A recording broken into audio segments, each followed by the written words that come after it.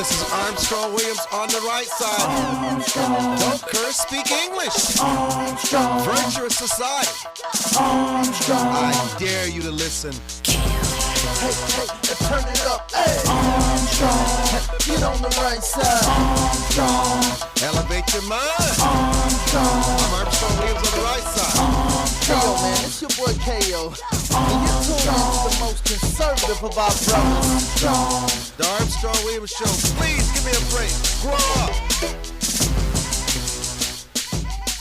Welcome to the Armstrong Williams Show. This is Ken Leonczyk. I'm back with you the first time standing in for Armstrong in 2013. It's absolutely great to be here, and I'm glad that all you listeners are out there on this fabulous Friday listening in to the Armstrong Williams Show. We've got a great show coming up.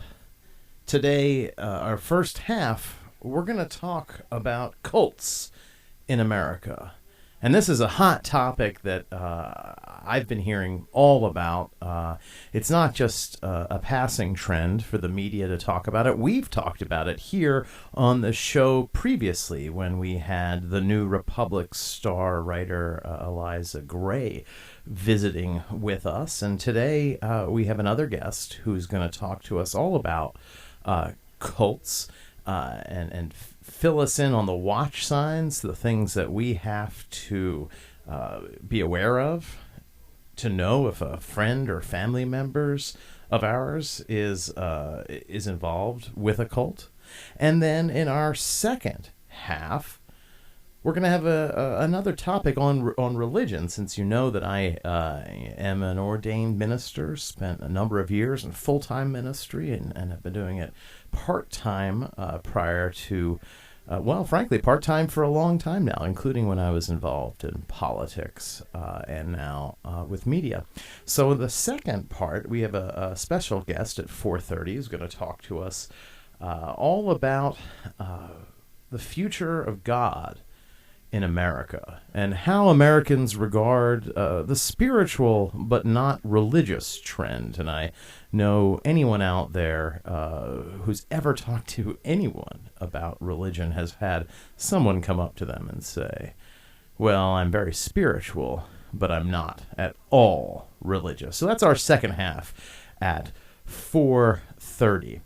So let's see if our guest is with us to talk to us about cults, and as someone you know in a cult, Richard Kelly. Richard, are you on the line?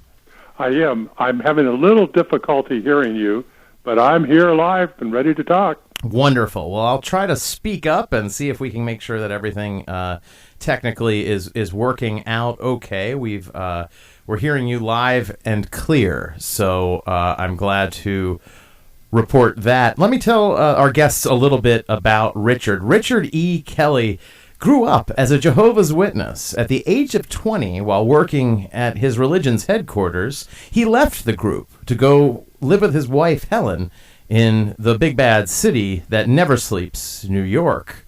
You know, because Kelly's family had believed that Armageddon, the end of the world, was imminent, his education was limited to what was required by law. And we're going to talk to him a little bit about whether that is a standard practice amongst his early childhood religion and amongst cults in America. You know, that there was limited because these cults often believe that there is not a future. There's going to be no future, so no need to get overly educated. Well, Richard went on, besides that, to earn a bachelor's degree in accounting and a master's degree in business administration, and he became the president of a Michigan manufacturing company.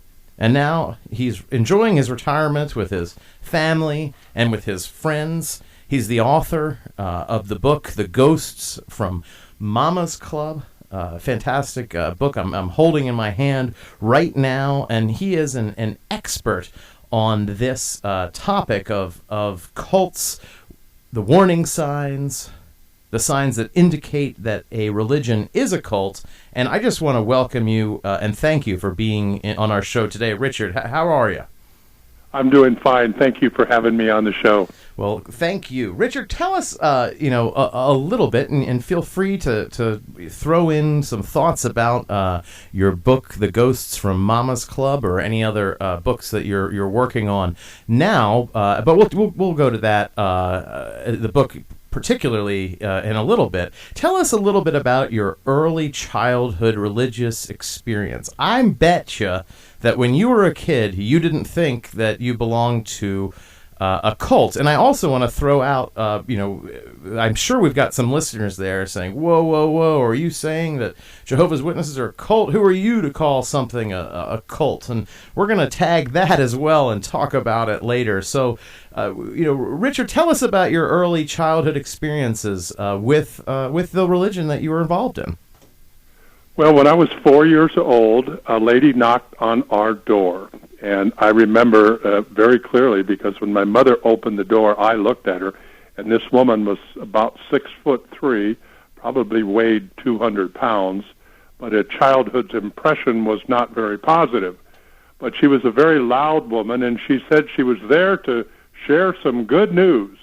But unfortunately, there was going to be this thing called Armageddon, and my mother could survive if she had learned how to understand the Bible just like her. And while it wasn't an overnight conversion, it took 5 months. My mother studied books with them, which they called Aid to Understanding the Bible. My stepfather did not accept it, thought they were a cult, in fact. But that didn't last long. Eventually, he caved in. 5 months from when they knocked on my parents' door, both of them became baptized members. Now, at age 4, it's difficult to figure out, as you said, that it's a cult, but I knew it was different. I mean, right off the bat, we didn't get to celebrate Christmas. Everything was different. But even then, I thought something was wrong, but emotionally and intellectually, I was not ready to make a decision on my own. So let's just let me ask a question and throw it out there. How does someone, or how do you define a cult? What makes a cult, and what makes a cult different than a mainstream religion, or are all religions cults? Tell us a little bit about what a cult is, and then we'll get back to your story of growing up. Well, in my lifetime, I've identified 5 things. One of the things the cult does is tell you that the world's going to end in your lifetime. That's one of the things. Jehovah's Witnesses tell everybody that Armageddon is around the corner. The end of the world is near. The second thing is social manipulation. If you don't believe what they tell you, they'll shun you. They'll treat you like an ogre. The third thing is they cripple half the members. In the case with Jehovah's Witnesses, women do not have the same role as men. They are treated as inferior to men in God's pecking order. The fourth thing is they scorn education. When I was growing up, you don't go to college. You don't need to. Armageddon's around the corner, so why do that? And they create what I call a sexually repressive environment. They're preoccupied with sex of its members, controlling many of the things that couples do in their bedroom. Those are 5 things that I would say identify a cult.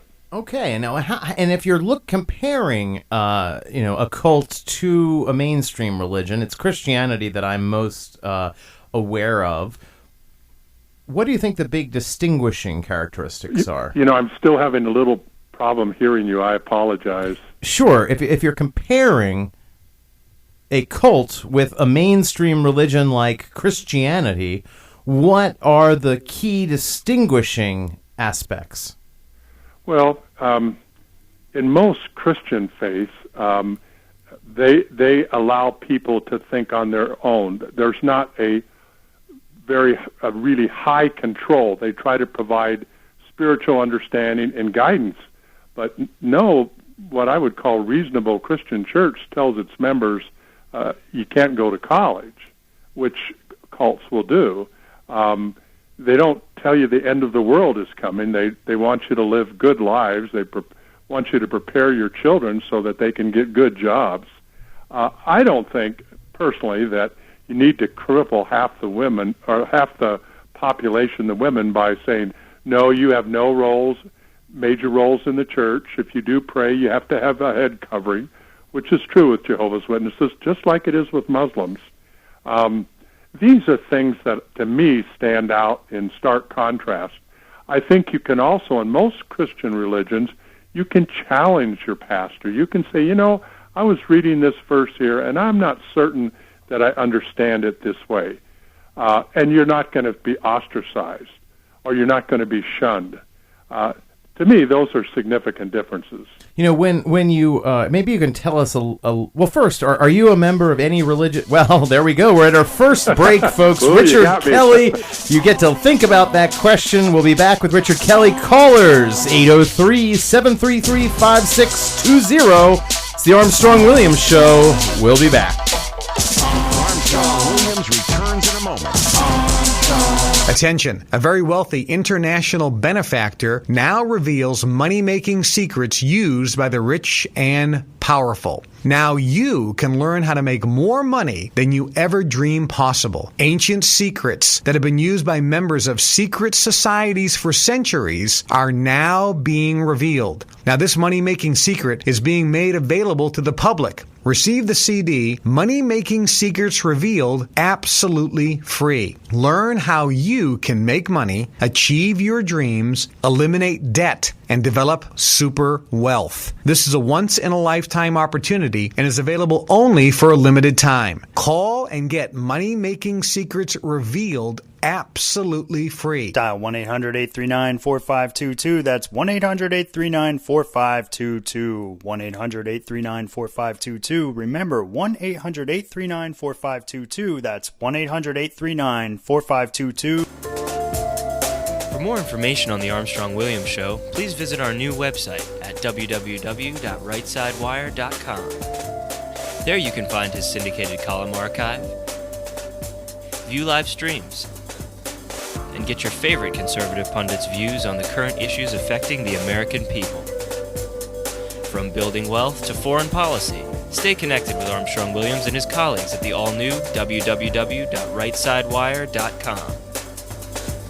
Hi, this is Armstrong Williams. What does it mean to be conservative? Freedom of speech, freedom of free enterprise, freedom of assembly, less government, less taxes. As a matter of fact, a flat tax. Everyone should pay proportional tax. It doesn't matter whether you make $100 million or $10,000.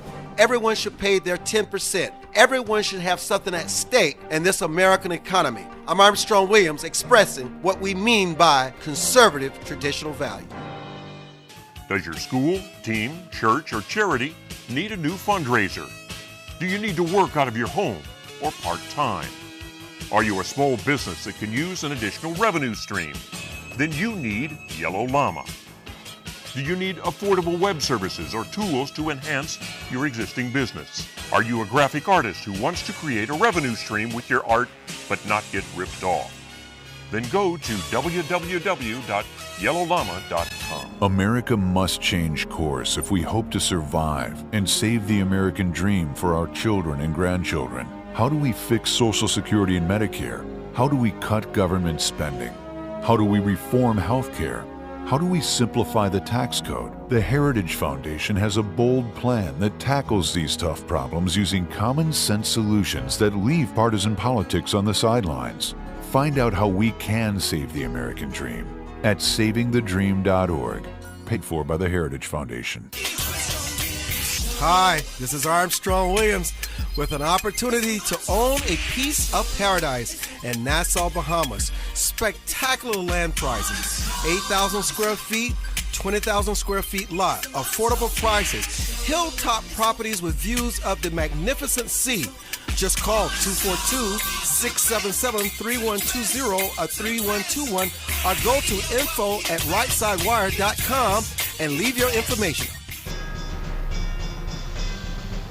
Where heads of state, sports, entertainment, and political celebrities meet. You're listening to Armstrong Williams. We were talking with Richard Kelly about cults in America and distinguishing what makes a cult, how we can tell if a loved one is in a cult. And I was about to ask Richard if he, after leaving the Jehovah's Witness faith, whether he is a practitioner of any religion now, or if he's left behind religion altogether. No, I would call myself a Christian. Definitely culturally, I'm a Christian. Everyone defines Christianity in different ways. I no longer go to an organized church on a regular basis. I respect people who are trying to, have a good life and using many of the Christian principles and stories and advice to do so. It's just that I'm a little uncomfortable when people start telling me, this is the right way, this is what God wants you to do, and try to cherry-pick Scripture to support what they believe.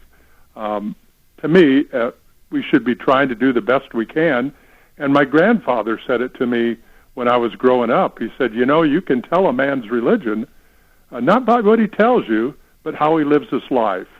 And so I like to think that by living Christian principles, that's why I consider myself a Christian. In the New Testament, Jesus more than once and in all of the Gospels said, you can tell he said, you can tell my disciples by their fruit, the fruit of what they do. He Absolutely. also said, you'll know who those who follow me by their love. The reading that is said in the liturgical traditions of Christianity on Holy Thursday or Maundy Thursday, depending of your tradition. Now, one of the things you were saying, and a concern of yours about cults, is the control that the leadership of the unaccountable leadership of the cult is able to have on its members. Maybe you can tell us a little bit about the leadership of the Jehovah's Witness faith, and then you can tell us a little bit about your personal experiences with that leadership as you were growing up and coming to terms with who you are and what you believe through your teens up until the point that you moved to New York. Well, I tell my story in my first book, Growing Up in Mama's Club. And in that book, I explained that I had mixed emotions growing up. I wanted my mother to be right. I wanted to believe what she told me, but I couldn't. I just could not believe it. It just seemed like they were taking scriptures out of context. If you look at the history of Jehovah's Witnesses, they started in 1879, and they have a history of telling everybody the world's going to end, the world's going to end. They've given dates, 1914, 1925, 1975, and even today, if you ask one of them, they'll say, yes, it's around the corner. I believe that part of that, the reason they do that, is because it keeps the faithful faithful. It keeps the faithful spending money. It keeps them in the church. But the fact is, how can you tell people the world's going to come to an end in 1914? How can you tell them it's going to come to an end in 1925 and 1975 and not be held accountable for that, what I call bad prophecy? Help me understand that. The leaders seem to think they can just talk it away.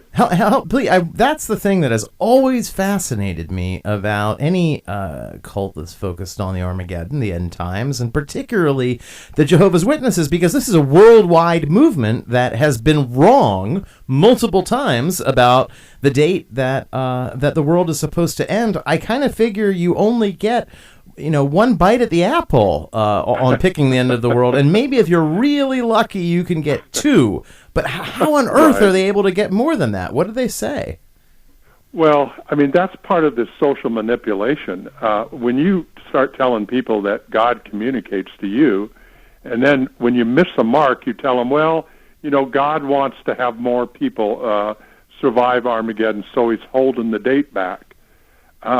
You've obviously been brainwashed to have to believe that nonsense, and that's what happens. I mean, it's almost 24/7. You're not allowed to read anything other than their publications. You're told that anybody that's not one of Jehovah's Witnesses basically worships the devil. You're not allowed to associate with them. So you're trapped in this in this mental cage, you have no place to go. You have no community. You don't understand the Bible. In fact, Jehovah's Witnesses are encouraged not to read the Bible alone. They're told, if you're going to read the Bible, you read it along a publication. Again, it's just manipulation. It's control at the top. It's very interesting. That's how I've experienced it. I lived at the world headquarters for 2 years. It was a way to escape my mother and her control. I saw how they operate, but I mean, it's public record what they're doing, and they've lost a lot of their membership here in the United States, particularly with the advent of the internet, as people are able to discover what has really happened in their history or investigate some of their dogma. People say, no, that doesn't make sense. What would you tell our listeners out there who are wondering about some of their family members or friends or loved ones who they think they may be involved with a cult? This is a two-part question. What are the things you would say, hey, these are what you should look for if you think, if you're afraid, and these are the warning signs. And then how would you counsel them to help their loved one get out of the cult? Well, I think people need to look at both pros and cons of any religious group. And if they refuse to look at the cons, I would say that's scary. They should look at what's good, what's bad, what people are saying about it, investigate it. I think it's also important that people have a basic education. People need to know good science. When religion gets in the way of good science, I mean, there should be a big red flag go up. And you'll see that with most of the cults. What they teach is just bad science. It makes no sense whatsoever. I think it's important to be able to challenge the religious group, and one should ask them, are you able to challenge their beliefs? If you don't agree with something, what happens? What are people saying? It's hard to make a general comment about what everybody should do, because each individual is different. But again, I think being able to look at pros and cons and recognize the importance of education. Terming something a cult is controversial in and of itself, and I'm a Christian minister in addition to being a lawyer and involved with media, and I have seen folks who are against religion use the term cult as a way to try to take down any religion. There's some groups. There's a law center in the South that's particularly active. They're not really. They're a pretty good group otherwise sometimes, but they're pretty involved in labeling anything they disagree with a cult. On the other hand, there are things that are clearly seem to be dangerous. And they're it makes one concerned. It makes someone say, "Gosh, how do I deal with this?" Because I don't at all want to put an attack on religion, and folks should be allowed to believe what they want. On the other hand, I want to make sure that everyone's safe. And one of the other things you said that I thought was particularly interesting is that, in my opinion, science and religion go hand in hand. Some of the great physicists in the world are extremely faithful people. Many Christian of them are Christian, and I think it's the idea of finding truth, whether it's religious or scientific, is a universal urge. But it looks like we've got a caller on the line, and we've got a moment for the caller to ask a question of our host, Richard Kelly. Caller, if you could tell us who you are, and we're ready for your question. Concerned citizen. Hello? Okay. Hello. I didn't catch that, but what's your question? My question was, so y'all saying that Jehovah's Witness, they are a cult? I think that is what our guest is saying, but yes or no? Richard, you're saying that they are a cult, correct? One has to be careful to name call people. I say they're a cult because they say the end of the world is coming in your lifetime. They do not treat women in the same way that men. They socially manipulate their members. They're sexually repressive, and they scorn education. Now, that's, to me, what a cult does. And because they do all five of those, yes, I would say Jehovah's Witnesses are a cult. And the reason why you say that because you witnessed it yourself. I'm sorry, I can you repeat that? I said you say that because you have witnessed that yourself. Well, I grew up as one of Jehovah's Witnesses. My mother is still alive. She's one of Jehovah's Witnesses. I've seen firsthand, how they operate. There's a lot of good people that are Jehovah's Witnesses. I would never say that people are not good people. What I'm saying is the policies and the dogma that comes from the headquarters of the Watchtower Society is not good. And there's hundreds and thousands of people suffer because of their shunning policies, because of their inexcusable policies related to pedophiles in their midst. Just one thing after another. Oh, well, I've heard that, that their religion, isn't on the top hand, of the pile that, is falsified, but I've never heard it called a cult until today. Why don't we let Richard comment on our concerned citizens question when we come back, and then we'll... For more information on the Armstrong-Williams Show, please visit our new website at www.rightsidewire.com. There you can find his syndicated column archive, view live streams, and get your favorite conservative pundits' views on the current issues affecting the American people. From building wealth to foreign policy, stay connected with Armstrong Williams and his colleagues at the all-new www.rightsidewire.com. Life is full of unexpected changes. Everyone has potential to do wrong. And when they choose to do it, contact the Bucksell Group for your private investigation needs. TheBucksellGroup.com or by phone at 202-243-9746. Whether there's an instance of a cheating spouse, child custody, process service, or security, don't continue suspecting. Get closure so that you can move on with your life. Visit TheBucksellGroup.com now or call 202-243-9746. If you think it's happening, it probably is.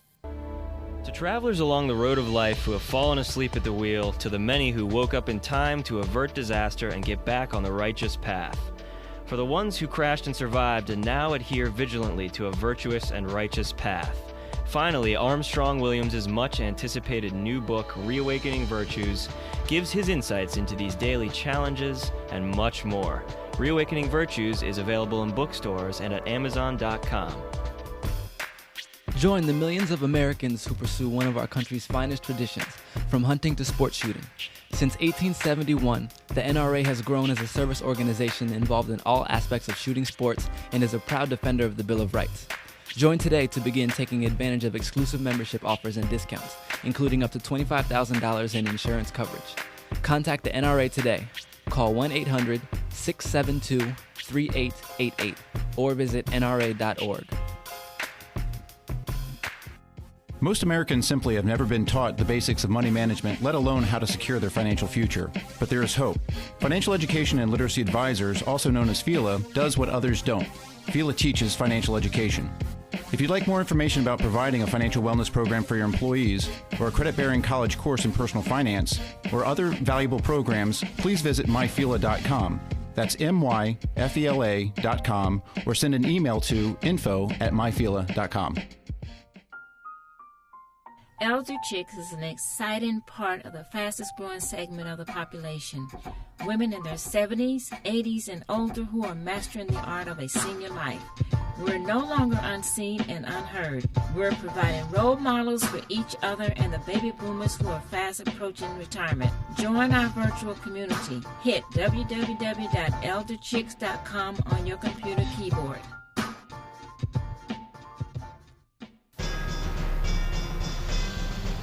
Where heads of state, sports, entertainment, and political celebrities meet.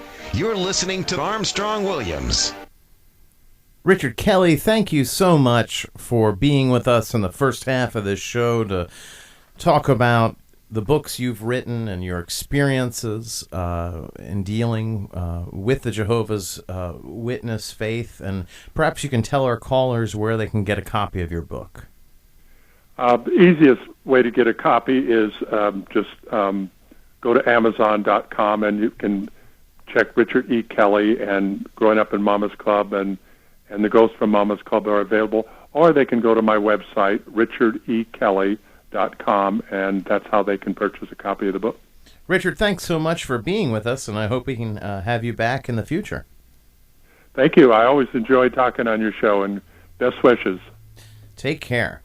That was Richard E. Kelly, author of the book, The Ghosts from Mama's Club. Now, the second half of the program today is something I am particularly excited about. I often, when hosting for Armstrong, like to talk about topics that I have some knowledge of, and Armstrong often, has me not just as a legal and financial services commentator, but also a commentator on matters of faith and religion, because as I had mentioned in the first half, I am an ordained minister and practiced full-time for a good while before traveling as an apologist, and continue to do so and have done so since getting my law degree. So I was just really thrilled to be able to book our second guest, or that is, I was really thrilled that our fabulous executive producer was able to book our second guest to talk about the future of God in religion. I don't think it's possible, and I really do believe this, I don't think it is possible to have a conversation about God, faith, religion, Christianity, it's just not possible to have a conversation with someone without hearing the phrase or something along the phrase, I'm not religious, but I really am very, very spiritual. I think that the reason it's not possible to not have heard that before is because that idea is dominating our culture at this time. The Pew Center frequently are putting out polls about religion in America. Gallup does a fantastic poll about religion in America. Right now, 20% of American adults will check the unaffiliated box when asked by the Pew Research Center about religious affiliation. When we're talking about those under 30, the percentage goes up to 1/3. Yet, 68% of the 46 million Americans who say they're not affiliated with a religion say they are spiritual in some ways, and they believe in God. So this is a fascinating conversation that we're going to have right now, and I want to remind you of our dial-in number, 803-733-5620, if you want to dial in and talk with our guest. And I'm going to try my absolute best to simply have my interviewer hat on and not my commentator hat, so because we've got such a great guest to talk about this issue. And I want to welcome Alex on with us today. Alex, is your last name pronounced Soto? With a name like Leonczyk, I always want to ask before saying. Yeah, you got it right. All right. Alex Soto is the founder of Anno Domini, a Christian educational apologetics ministry, and he's recently authored a book called The Will of God, which has been endorsed by a number of leading public intellects supporting Christian apologetics and his Christian apologetics ministry. And for those of you out there who are unfamiliar with apologetics, it's quite simply a defense of the faith. And Alex, as I said, has been ministering on this topic, has been teaching on this topic, and writing on this topic, and is here today to talk with us about the future of God in America. Alex, thanks so much for being with us today. What those statistics that I just put out about the, and I'm pretty sure that was Pew and not Gallup, the Pew poll, I think are pretty telling. What do you read into the landscape of religion and spirituality in America, and what those statistics mean? Well, those are rather recent statistics, but I'm sure if you took the poll of stats from the beginning of our nation till now, I'm sure it's declined. There's a letter that Benjamin Rush wrote in the late 1700s, where he said that 99% of Americans, 99 out of 100 were Trinitarians. So I would guess, if he had a good read on his culture, 99% of America at that time were Christians. And as you just read that poll, it's much, much lower than that right now. It does not look good for future of America. And, you see Europe has gone from the center of Christianity, frankly, and particularly the center of Christian thought, to somewhat of and this is a very provocative thing to say, but at some points it's a bit of a wasteland of Christian thought. There are pockets, and I'm seeing an upsurge. And particularly in England, which is a post-Christian country, there really is an upsurge. Even in the established Church of England, there, more evangelical arms are starting to do exceptionally well. But the country's changed. Do you think that the United States is going to become a post-Christian nation? Well, if we do not repent, if we don't acknowledge some of the things that God wills us to acknowledge, God does punish sin, and part of the judgment on sin is He's going to raise up wicked rulers. There's going to be social turmoil. These are all the judgments of God, and I think sometimes we try to make these things kind of natural mechanisms. You do X and the consequence is Y. Well, that's true. Sometimes you do X and the consequence is Y, but you should not separate that from the will of God. God says, if you do X, I'll punish you with Y. It's God's active involvement in the affairs of men that brings these things about. What do you think that it is that's leading? Let me rephrase that. Why do you think that the percentage of Christians in America has dropped? It certainly isn't just immigration, because the numbers, as you showed from our founding not our founding documents, but the documents around our founding documents show significant, if not all, but a significant portion of Trinitarian Christians who were our leaders. Yet now it's not that way at all. What do you think has caused the decline of Christian belief in America? Well, there's probably not any one answer. There's probably multiple answers you can give. One that just jumps out, and the one that I'm really passionate about, is the acknowledgement of Christ in our Constitution. If you look in Psalm 2, or when God came to Nebuchadnezzar, this is a pagan king of Babylon. He came and he told him to recognize that he rules over your kingdom, the kingdom of Babylon. Nebuchadnezzar, you need to recognize that I rule over your kingdom. And this is what's taught in Psalm 2, and God says to the rulers of the earth, you need to serve me, Yahweh, a very particular God, and you need to kiss my son, lest he be angry and you perish in the way. So you're to serve God, a particular God, through his son. God mediates his kingdom through his son now. And nations need to recognize that, and if you don't, you're going to perish in the way. And we see, the perishing of America, all around us, in the polls and so forth. And I think that's one glaring cause.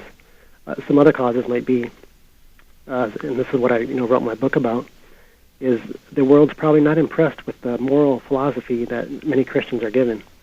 You listen to pulpits and preaching and so forth, which what I do every Sunday. Much of the moral teaching, moral guidance is restricted to general teachings in the Bible. God tells us to be good. He tells the magistrates to do righteousness and do justice, which is absolutely right, and the pastors need to teach that. But they need to go beyond that. God doesn't leave it at generals. God gives very specific, particular guidance about how families should be governed, churches should be governed, societies and politics should be governed. And I think the world does, maybe they're not conscious about this, maybe it's in their subconscious, but they've seen the kind of irrelevancy of Christianity and turned their backs on it. Why don't you give our listeners a little bit of an understanding on some of those specifics? I mean, you could pick an area that you're most interested in, whether it's church governance or politics or marriage. But you take this opportunity to talk about some of those specifics that are being left out. Yeah, I'd be happy to. If you look, the question is, what's God's will for oath taking, for instance? I mean, politicians, they take office, they take an oath, a constitutional oath to uphold the Constitution, and what's God's will for that? If you look in Numbers, I'm going to be quoting some verses along the line. So, hey, Alex, we're going to go on a break now, but we've got Alex Soto with us, apologist, educator, writer, talking about religion, Christianity in America. So hold on, and we'll be back. Armstrong Williams return. Attention, a very wealthy international benefactor now reveals money-making secrets used by the rich and powerful. Now you can learn how to make more money than you ever dreamed possible. Ancient secrets that have been used by members of secret societies for centuries are now being revealed. Now this money-making secret is being made available to the public. Receive the CD, Money Making Secrets Revealed, absolutely free. Learn how you can make money, achieve your dreams, eliminate debt, and develop super wealth. This is a once-in-a-lifetime opportunity and is available only for a limited time. Call and get Money Making Secrets Revealed absolutely free. Dial 1-800-839-4522. That's 1-800-839-4522. 1-800-839-4522. Remember, 1-800-839-4522. That's 1-800-839-4522. For more information on the Armstrong Williams Show, please visit our new website at www.rightsidewire.com. There you can find his syndicated column archive, view live streams, and get your favorite conservative pundits' views on the current issues affecting the American people. From building wealth to foreign policy, stay connected with Armstrong Williams and his colleagues at the all-new www.rightsidewire.com. Does your school, team, church, or charity need a new fundraiser? Do you need to work out of your home or part-time? Are you a small business that can use an additional revenue stream? Then you need Yellow Llama. Do you need affordable web services or tools to enhance your existing business? Are you a graphic artist who wants to create a revenue stream with your art but not get ripped off? Then go to www.yellowllama.com. Anderson Brothers Bank, a family-owned and operated establishment that blends traditional personal service, local market awareness, and advanced technology to meet the financial needs of its customers. Visit abbank.com or call 843-464-6271 to see how they can assist you with your banking needs. Anderson Brothers Bank, celebrating 75 years of community banking, the way it should be. Stability right in your backyard since 1933. America must change course if we hope to survive and save the American dream for our children and grandchildren. How do we fix Social Security and Medicare? How do we cut government spending? How do we reform health care? How do we simplify the tax code? The Heritage Foundation has a bold plan that tackles these tough problems using common sense solutions that leave partisan politics on the sidelines. Find out how we can save the American dream at savingthedream.org, paid for by the Heritage Foundation. Join the millions of Americans who pursue one of our country's finest traditions, from hunting to sport shooting. Since 1871, the NRA has grown as a service organization involved in all aspects of shooting sports and is a proud defender of the Bill of Rights. Join today to begin taking advantage of exclusive membership offers and discounts, including up to $25,000 in insurance coverage. Contact the NRA today. Call 1-800-672-3888 or visit nra.org. Where heads of state, sports, entertainment, and political celebrities meet. You're listening to Armstrong Williams. Alex, please continue, and you were telling us about oath-taking. Yeah, here's Numbers 32. When a man makes a vow to the Lord or takes an oath to obligate himself by a pledge, he must not break his word, but must do everything he said. God requires us to keep our word and keep our constitutional oaths. If there is no politicians, they take a constitutional oath. If you look in Exodus 22:17, God says that the fathers are the final deciders on their children's spouse. It doesn't mean that the fathers have to, the parents have to decide, but they are the final decider on the children's spouse. As far as self-defense, you can look in Exodus 22 verses 2 and 3. It says, if a thief is caught while breaking in and is struck so that he dies, there will be no blood guiltiness on his account. But if the sun has risen on him, there will be blood guiltiness on his account. So that you can defend yourself even to the point of death if you think your life's in danger. But if you can see that's this part about the sun being risen on him, if the sun's out and you can see that he's there just to take your property, and he has no intentions to harm your life and so forth, and you can't kill him. Right? It's just self-defense. You're only allowed to use the force necessary to defend yourself.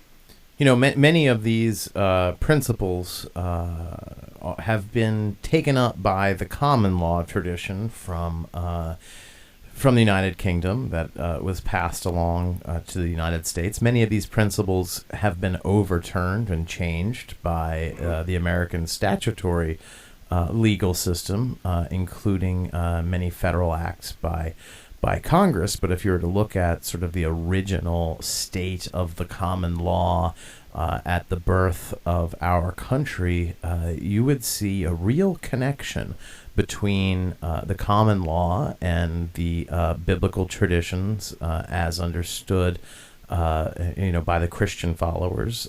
There's sometimes some confusion and great interest about how the Hebrew scriptures and some of their provisions relate to things that are in the New Testament. But there was very little disagreement about that and how the common law treated it up at least through the founding of our nation. Now there's great disagreement. There are many, I think, that understand that the United States and its Constitution were in many ways founded on Christian values. And I can I imagine we've got some callers who are going to call up and want to argue about that, and you're welcome to do so. But in my opinion, I think that we do have a pretty good understanding that a significant portion of the Constitution is based on Christian values. But there's also, a prohibition against the establishment of religion, because our founders were really concerned about England, where there was an established religion. They wanted religious freedom and religious liberty in the United States. So, what's your take on the Constitution and its protections for religious liberty and what it means today? Yeah, the First Amendment's a good one that you just quoted. It does forbid the establishment of religion, but many people are unaware the Bible does the same. The Bible does forbid the establishment of religion. And by establishment, what was meant was having pastors and so forth paid by the taxpayers. They had this official religion, and they were paid by taxpayers. And the Bible says that the pastors and ministers of churches are to be paid by the voluntary tithes of the members, not by taxpayers. And so, the Bible and our Constitution speak with one accord on that. It is fascinating. We've got some callers on the line who have some questions for our guest, our Alex Soto, the author of the book, The Will of God, Moral and Political Guidance from Calvin's Commentaries on the Mosaic Law, and he'll tell us later where we can find it. Jalen Smith, I believe, is our caller with a question. Jalen, go ahead.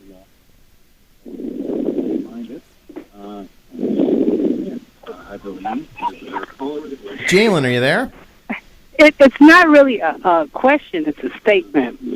I remember that I was in ministry one year. Yes. Hello? We've got you, Jalen. If you could turn your radio down, too, so there's no feedback. Please go right ahead. Okay. Thank you so much. And I've always kind of questioned my faith as being a minister. And a young man was getting out of the hospital. And I asked him, I said, so what are you going to do now? And he looked up and he says, I think I'm going to go to California. And so I said, how are you going to go to California? He said, let me tell you. He says, Christians. And so I said, what about Christians? He said, they'll give you money, they'll give you a place to stay, you know. And I thought about that. All the goodness, all the things that these are basically, you know, all Christians do that. And so it really made me proud because every good thing, only God is good. When we get like food stamps, all these different things, these are all things of the goodness of God. And I just wanted to, you know, and that's just, apparently you can see that. People are not talking about it's God behind it, you know. So right. I just wanted to make that comment, you know. Yeah, if I could just piggyback on the callers, are you there? Yeah. Yeah, if I can just piggyback on what you're saying, I've been myself on hard times as well, and it's been my Christian brothers and sisters who were there, and they really helped me out. I praise God for them. If you get a chance to buy my book and look in the acknowledgments, I acknowledge that some of my brothers who helped me during Amen. Amen. And we don't have to be, you know what, it doesn't matter what denomination. When you come get aid and you come get food, it doesn't matter what denomination you are. You can be a Jehovah's Witness. You can be whatever you could be a Mormon. We just help, you know, because of the love of God that we have. Our country is like that. So that's why we do a lot of aid. But I'm just, you know, I thank God for you. I thank God for, you know, what you stand for, and may God bless you. Thank you. Thank you very much. Jalen, thanks so much for calling in. And, you know, it's so often that when we're on the radio or we're looking at the news, and particularly, you know, on this show, we talk a lot with Armstrong, or whether I'm here, we talk a lot about politics. And it's so important, I think, to put first things first. I've got a prayer. I always pray to God that I thank him just for breathing, because of that gift of love that he's given us. And I think that's so right, to remember the charitable nature of our faith, that love of God that we're to pass on, and our role, you know, as a country, and what it means to be citizens with that love. So we've got Thomas on the line who's got a question for Alex. Thomas, you can go ahead. Hi there, to you and your guests. I don't find it unusual, or I'm not very much concerned about the fact that organized religions are falling out. That is, the denominational organizations, and that charismatic organizations are growing in number. I think that strict adherence to religious doctrine, code, as are in our religious books, that strict adherence and obedience to these writings is more advantageous to that religion than to the self-improvement or growth, spiritually or otherwise, of individuals. And I think that's why individuals, as they grow in religion, become very much understanding of the fact that you can be a good person, quote unquote, moral, ethical, without some of the strict guidelines of organized religion. That makes sense to you? Yeah. Well, let me ask you a few questions then. How would you know if somebody is a good or ethical person? How would I know? By what they do. How do you know their behavior and their actions. Mm-hmm. How do you know which behaviors and action are good and which ones are bad? If they don't harm anyone, if they edify themselves and others, then it's good. And how would you know that? What do you mean, how would I know that? Yeah. Just what are you trying to get toward? What do you mean, how would I know that? I said by how they treat me and themselves. Yeah, well, how do you know? Now, here's what I understand. There was a time, organized religion is relatively new in the world, okay? And there are some teachings that when man strayed from a righteous path, then religion was brought to guide him to or back to that path, okay? So Well, organized religions actually go back to even to the Garden of Eden, to the very first days of planet Well, that's Earth. if you believe in the Garden of Eden. There are people who have their other beliefs, okay? Well, how would you know which beliefs are true and which You are started not? talking about Christianity because I choose to believe in a particular religious system, which is Christianity. Now, I could choose to believe in other religions. It's a voluntary thing. Yeah, you can choose it, but the question is, have you chosen correctly? Well, see, that's subjective, and that's what you get, and I think that's what people are who grow spiritually, who mature as human beings, who are doing the right thing, come to realize that you don't necessarily need a religion to be a good human being. Well, the initial be spiritual, to be ethical, to be moral, and to be a real citizen of the world. You don't need it. It's a voluntary thing. Yeah, the initial questions I was asking you was trying to get past the subjectivity and trying to get to objectivity, trying to get to objective morality. So how would you know? And that was the basis of my comment. Folks, this is a That fantastic religion conversation, but we are about to have to go off the air. We're going to have Alex to come back with Thomas, because Thomas had some great questions. The question is, how do you know? How do we know who God is? How do we know what is truth? This is Ken Leon. For more information on the Armstrong-Williams Show, please visit our new website at www.rightsidewire.com. There you can find